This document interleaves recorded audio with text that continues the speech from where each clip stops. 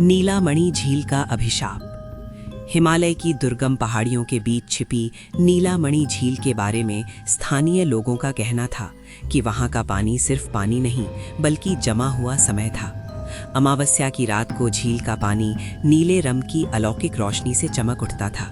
गांव के बुजुर्ग कहते थे कि वहां एक यक्षिणी का वास है जो सदियों से अपने प्रेमी की प्रतीक्षा कर रही है। आर्यन, जो शहर का एक तार्किक और निडर पत्रकार था, इन कहानियों को मात्र अंधविश्वास मानता था। उसे रहस्यमयी जगहों पर व्लॉग बनाना पसंद था।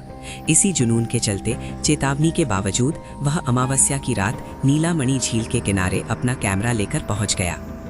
रात के 12 बज रहे थे। चारों तरफ सन्नाटा ऐसा था कि अपनी ही सांसों की आवाज भारी लग रही थी। झील का पानी बिल्कुल शांत था, जैसे किसी गहरे राज को अपने सीने में दबाए बैठा हो। अचानक हवा का रुख बदला, ठंडक हड्डियों तक उतरने लगी और हवा में रात की रानी के फूलों की मादक खुशबू फैल गई। तभी आर्यन के कैमरे के लेंस ने कुछ ऐसा पकड़ा जिसने उसके रोंगटे खड़े कर दिए। झील के बीचों बीच एक चट्टान पर एक आकृति बैठी थी। वह कोई साधारण महिला नहीं लग रही थी। चांदनी ना होने के बावजूद उसका शरीर एक मध्यम नीली आभा से चमक रहा था। उसके बाल पानी की सतह को छू रहे थे और वह अपनी पीठ आर्यन की तरफ करके बैठी थी। आर्यन ने धड़कते दिल के साथ जूम किया। तभी एक सुरीली मगर दर्द भरी आवाज हवा में गूंजी। तुम आ गए माधव? आर्यन चौंक गया। कौन हो तुम? उसने कांपती आवाज में पूछा। मैं माधव नहीं हूँ। वह आकृति धीरे धीरे मुड़ी। उसकी सुंदरता मानवीय नहीं थी।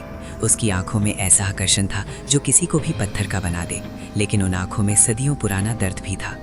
झूठ, उस स्त्री ने कहा। उसकी आवाज अब पानी की लहरों की तरह करीब आ रही थी। तुमने वचन दिया था। तुमने कहा था कि तुम पूर्णिमा के चांद के ढलने से पहले लौट आओगे। देखो कितनी अमावस्याएं बीत गईं। आर्यन पीछे हट जाना चाहता था, लेकिन उसके पैर जमीन से चिपक गए थे।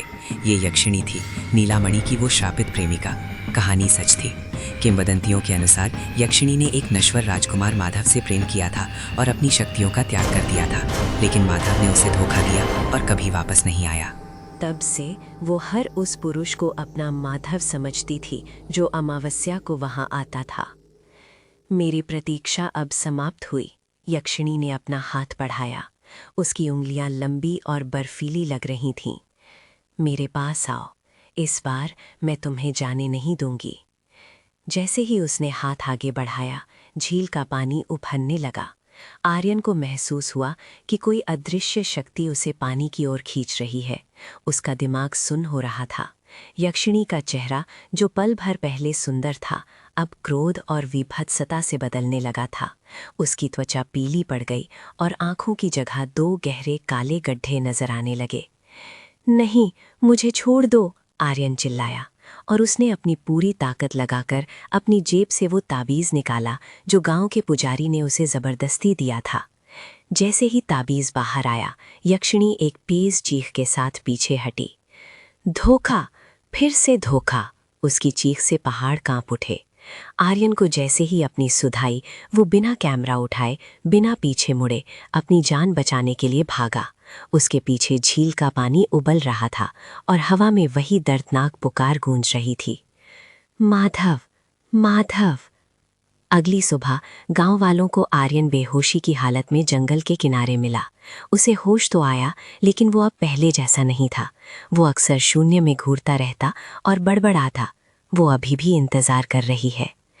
कहते हैं नीलामणि झील आज भी शांत है, लेकिन अगर कोई ध्यान से सुने तो लहरों के टकराने में किसी के रोने की आवाज आती है। एक अधूरा प्रेम जो अभिशाप बन गया।